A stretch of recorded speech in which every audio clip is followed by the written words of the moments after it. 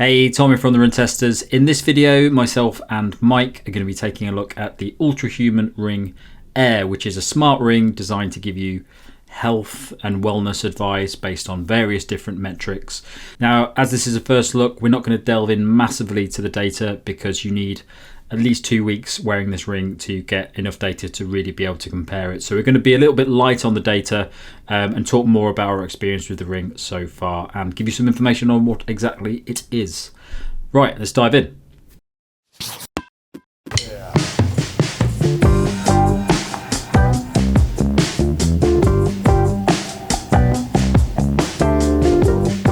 The Ultrahuman Ring AIR costs $349 and you don't need to pay for a subscription. It weighs between 2.4 grams and 3.6 grams and the thickness is between 2.45 millimeters and 2.8 millimeters. In the box you get the Ultrahuman Ring AIR, you also get a Ring AIR charger and a Type-C cable. The main features included with the Ring AIR are Sleep Index, which gives you a detailed overview of things like sleep duration, resting heart rate, restfulness, temperature and consistency, combining that information to give a clear report on your overall sleep quality and areas that you may need to improve. Temperature tracking provides constant updates that can help understand factors that may be impacting your overall health, like physiological states, stress, responses to external factors like exercise and even illness. The Movement Index tracks your activity at any point to maintain optimum glucose metabolism and provides reminders to get up from the desk or sofa in order to increase your non-exercise energy usage. Recovery Score combines HRV insights alongside your activity and sleep to give you a picture of how prepared you are for exercise or if you need to think about having some time off. There's also something called a phase response curve that gives you guidance on how things like light exposure, food or exercise at specific points of the day will affect your circadian rhythm. All of this information is detailed via the partner app that includes detailed live reports, supportive articles and videos to help you understand how to use the information, weekly personalised actionable plans and a selection of different guided workouts. You'll also get notifications throughout the day to offer timely advice based on your current data. The ring is made from titanium, reinforced with a tungsten carbide carbon coating, with the inner tech protected by a medical-grade hypoallergenic epoxy resin. Sensors included are an infrared PPG sensor, a skin temperature sensor, 6-axis motion sensors, and LEDs for heart rate monitoring and oxygen saturation. The battery is designed to last up to 6 days on full charge, and it will charge fully in 1.5 to 2 hours. So I've had my Ultrahuman AIR ring for a little bit less than Tom has to test so far, so I'm still establishing a baseline which takes a couple of weeks. And also what it means is that you shouldn't really take on board too much of what you're seeing in terms of the data in those first couple of weeks before it kind of really starts to feel a little bit more reliable. It's a similar story with the Aura, which is something that I've used long term, still wear. This is the Gen 3 version. I've used the Gen 2 version. I've used plenty of other smart rings. I used Motive before that was shuttered a few years ago. I've used recently the Circular ring, which is another one that kind of sits against these two rings as well. Had some issues with that, so I've been able to fully finish my testing with that ring as well. Now, a few little notes. Firstly, obviously, Tom's talked a little bit about the design, but in terms of obviously having the Aura on one hand and the Ultrahuman on the other, obviously all the sizing kits side of things now, obviously the looks of these rings are very different. In terms of the Ultrahuman, it's a little bit more basic, I would say, feels a little bit more simple in terms of what you get compared to the Aura. It's made by this, similar material, so you've got titanium in the designs. Ultimately, you want to take them off if you're kind of lifting weights or anywhere areas where potentially you could be prone to scratching, because already I'm getting a few scratches on this ring as well. But ultimately, it's the same story with the Aura as well. In terms of what you're getting here, in terms of fit, they've been absolutely fine. As I said, you have to use those sizing kits. Now, interestingly, I have found this ring, and it's the same size I've gone with this ring compared to the Aura. But there's been a couple of times that actually it's flung off. There's been times where I've kind of been drying my hands with a hand towel, and it's kind of come away. I think I've been in bed, and it's kind of flicked off my finger when I've kind of pulled the covers. Whereas with the Aura, I've never had that issue, and again, it's the same size, roughly the same fit in terms of the rings as well. So slightly kind of interesting observation, the kind of early testing time with these two rings. Now, in terms of the kind of sensors you're getting here, the kind of insights, kind of things you can see there, the packing the similar kind of sensors that you got on the Aura, so things like PPG, kind of sensors to monitor heart rate, blood oxygen. You've got a temperature sensor here as well. It will track your kind of daily activity, your sleep, all the kind of things that we've seen from Aura. So nothing massively new there. But in terms of what you're getting in terms of the app, now ultimately, the first and foremost, it's free for now. I mean, I get the sense that if this works for Ultrahuman, I can't see it not going down a subscription route as well, like Aura. But at the moment, it's free to access once you've bought the ring, and the ring is more expensive than the Aura, but obviously the Aura you've got to pay for the subscription to kind of get the most use out of it. In terms of that presentation of the app, looks pretty nice. It's pretty clean. It feels pretty user friendly, a bit like the Aura app as well, in terms of that breakdown of information. Explain that information in a very user kind of friendly way. I think things feel very similar in terms of, you've got a similar kind of readiness style score. You can look at things like, real-time heart rate, and kind of temperature information. There's kind of a movement index which kind of looks at basically how much you move during the day. Now, you don't have something like the exercise heart rate feature that you have in Aura, although I haven't found that massively reliable. So from the kind of tracking point of view, there isn't a huge amount in terms of running per se, in terms of getting something that you're still going to have to ultimately use a running watch or a fitness tracker to get that level of information, but you can compile that information together to kind of help fuel what you're going to see in this app and what you're going to get from this ring.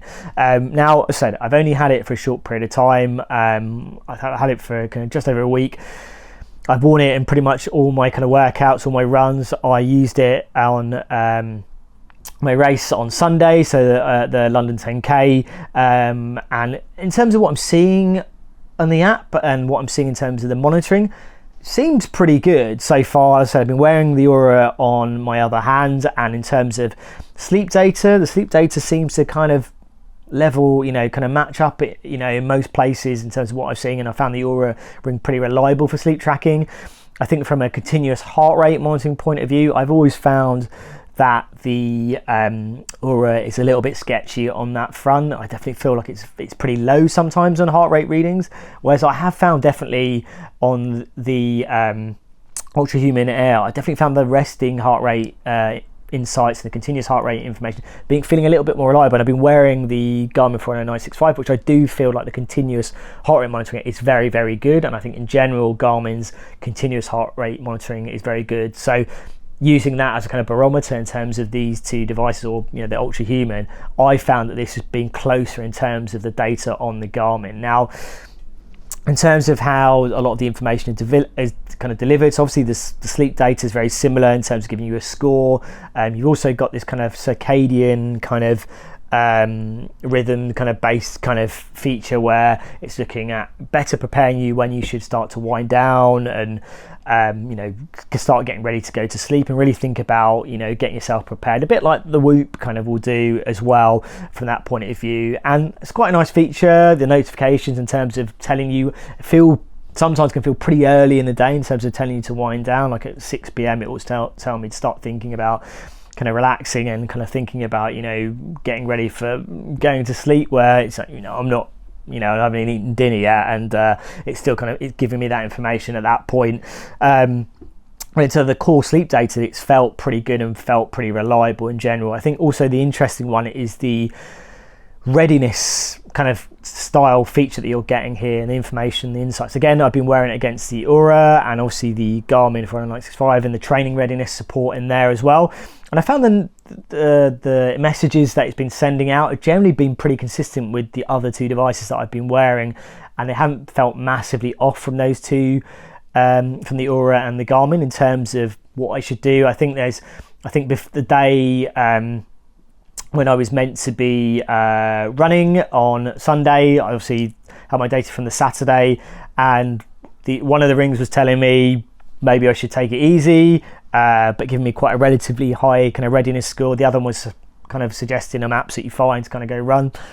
Ran pretty fine, but maybe my sleep wasn't absolutely kind of spot on in terms of giving me that good readiness score. But as I said, with the Ultrahuman, it's still building my baseline, whereas the Oura has had a lot longer to learn my data and my kind of patterns and so forth. So in terms of what I'm seeing so far from the Ultrahuman, I'm seeing some pretty good stuff in terms of what I've experienced on the Oura, in terms of the insights, in terms of the kind of initial data and areas where I've found the Oura, particularly on heart rate.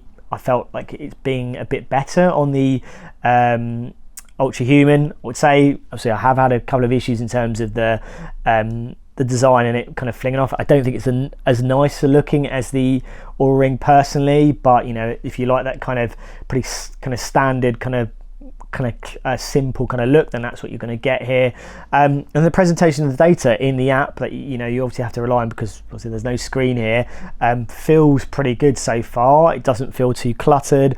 There are sections of the app where you don't really need to pay attention to unless you have some of the additional devices that Ultrahuman offers, so glucose tracking as well, which kind of feed into what you get with the insights you get from the ring. But ultimately, you cost more money to buy that, and so far I've actually quite liked it. I mean, I'm not absolutely in love with the design. I do wish it looked a little bit more sleeker and stylish. It's obviously very light and comfortable to wear, and you can forget it's on, but I do think that you compare it to something like Oura, it doesn't feel as special in terms of wearing something and something that kind of blend in with everything else you're wearing. It almost feels like one of those kind of prototype rings, almost like the sizing kit ring that I was given. It looks kind of identical to that. But in terms of the data that I'm seeing so far, in places it feels pretty good.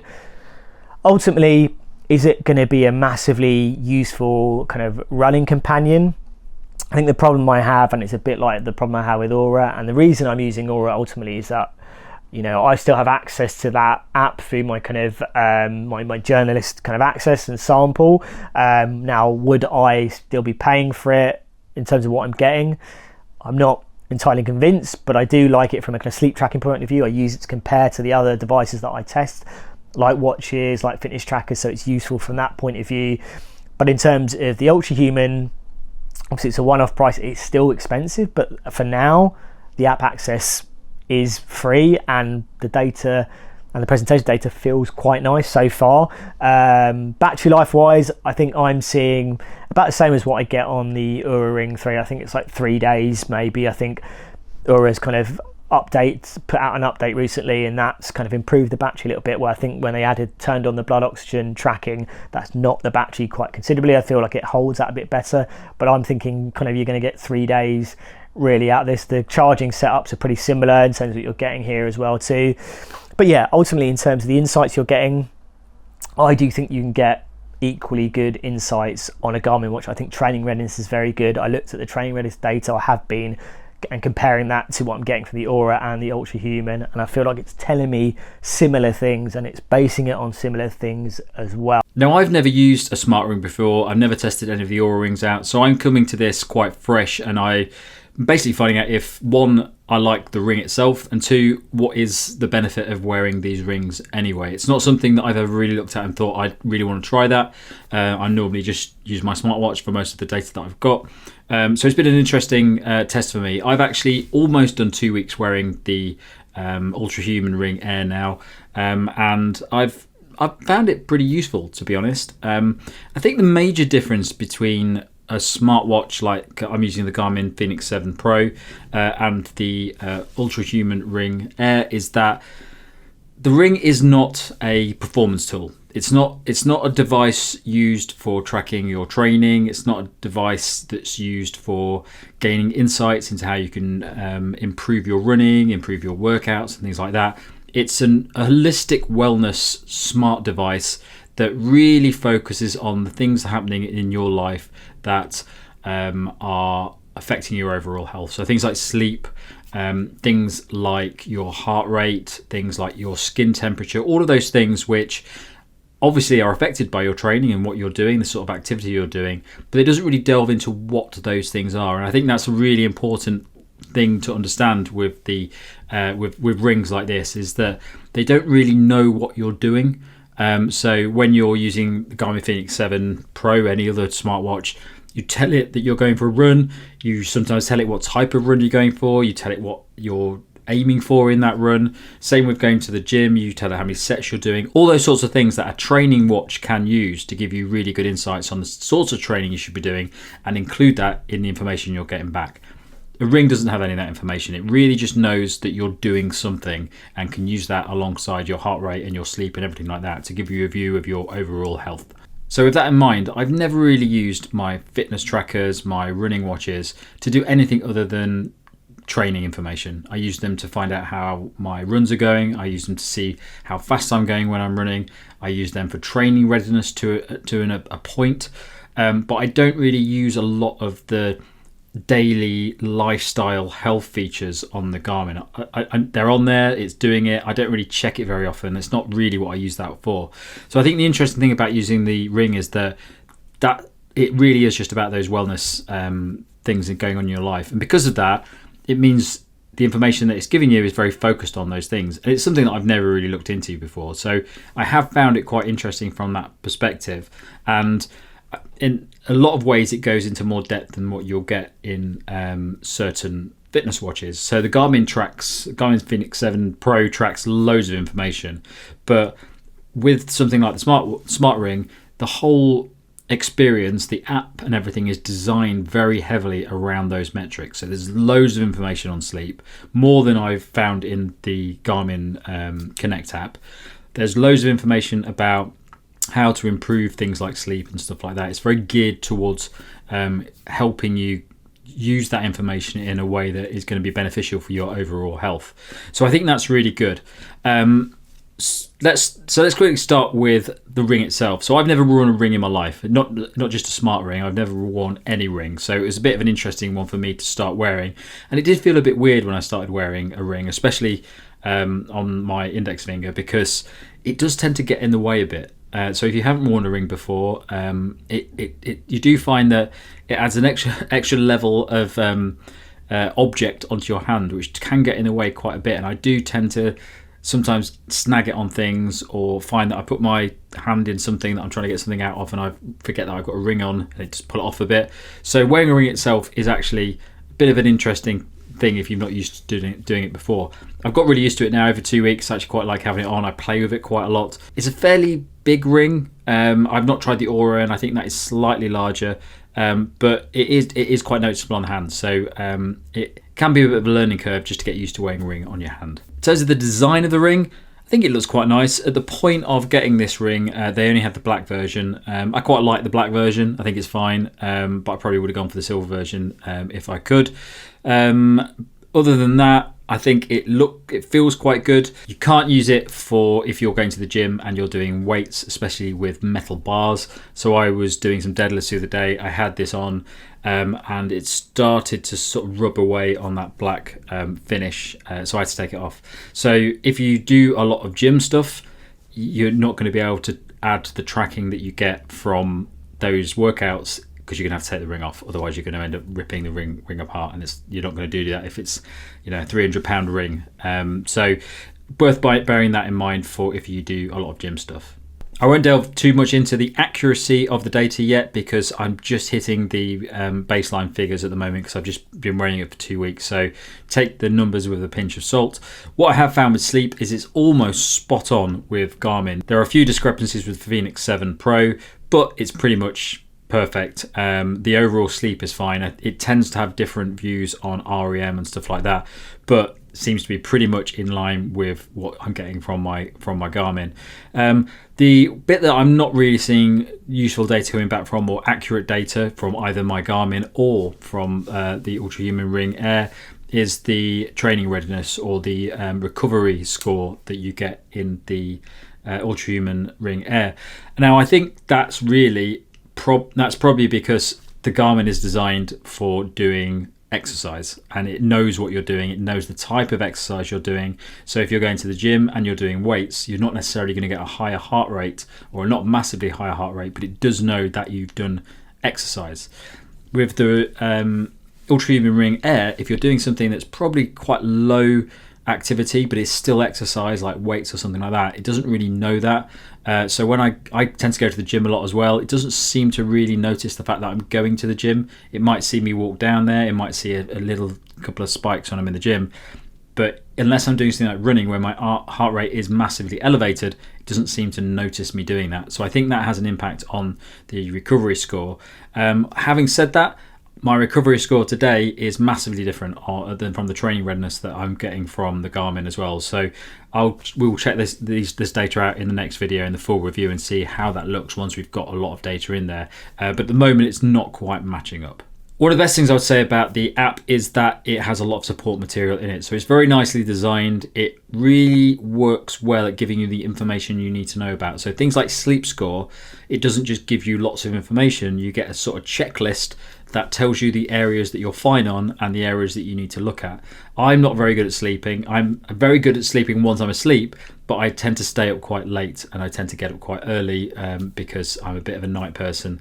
So I don't have the longest sleep, and it will tell me that within that sort of checklist. It will tell me where I need to focus on my sleep, and whether that's quality, whether that's areas around heart rate, things like that, that may be issues that I have which I maybe don't know about if I just look at a big pile of data. So it's very useful that I think it's well designed for different levels of people. I'd also say that there's a lot of good information in the app that you can use to learn more about the specific things that it's telling you. So some of the things that the Ring is giving you information on are quite complicated. Circadian rhythms, things like that, are very complicated, and there's a lot of information to help you understand what you need to know about that in order to change it to improve your health. It doesn't just give you loads and loads of data. You can get in there and look at loads of data, but really for most people, I don't think they need to do that. I think you just go in and just see the top line information that's telling you that you need to improve, which I think is really good. You can use it at different levels. And for me, I have been delving in a bit more into the data because I'm trying to learn how to use it. But really, I think as a user that is not massively focused on that sort of information, I probably would only use the top line information with this one. Okay, so after testing for a couple of weeks, I have been very impressed with this ring. I never thought I would find a smart ring that useful. I've never wanted one before, so trying one out was quite an interesting thing, and understanding where they really fit into the market is something that I really was interested in. I didn't really know. I think for me, it's a really useful device for people that are looking for just ongoing information and really useful notifications on things that they should be doing. You get updates on movement, so it'll say you've been sat down for a while, you need to get up and move. For me, I don't really find that useful, and I think that's the thing with the Ultrahuman Ring AIR. It's that it's not a training device, so it doesn't really know what I'm training to do throughout the week. So if I've got a really long run tomorrow, or a fartlek session or a tempo session, I'm probably going to be pretty inactive today. I'm not going to keep moving around because I don't need to do that. The ring doesn't know I'm doing that. It doesn't know that I'm resting today because I've got a really hard endurance run tomorrow. So for me, for a runner, I don't think it's that useful from perspective of the actual running itself. But what I'm noticing is that because it is focusing on a lot of the things that play a massive part in recovery, in training readiness, those sorts of things, it is very useful from that perspective. I never focus that much on sleep. I know I should do. I don't have the best sleeping patterns around. So it's nice to constantly have something that reminds me that those underlying things are really important and I need to focus on them. Garmin does that as well, but there's so much stuff in Garmin, it doesn't really focus on those things. It gives you loads and loads of information about lots of stuff. And the things that I really care about with Garmin are the training and performance stuff. I don't tend to go too much into the daily wellness and health information, even though I should. I like the fact that the ring really just focuses on those and gives me updates and information just to look at those areas and see where I need to improve. And it almost pulls apart by having a watch on and the ring. It almost means that I focus on the watch for one thing and the ring for another thing. So I think that's a really important feature as well, a thing to look at when wearing the ring.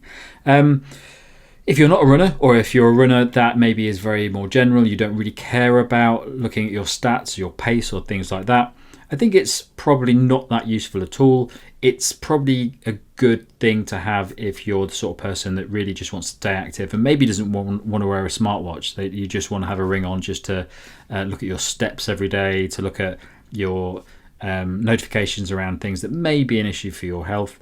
But I think it's really good for that. And I'd probably say that if that was my main focus, I might actually prefer to wear this other than a general smartwatch. This is just designed for fitness. Might even look at getting one of these for my mum for Christmas, because they're the sort of stats that she cares about.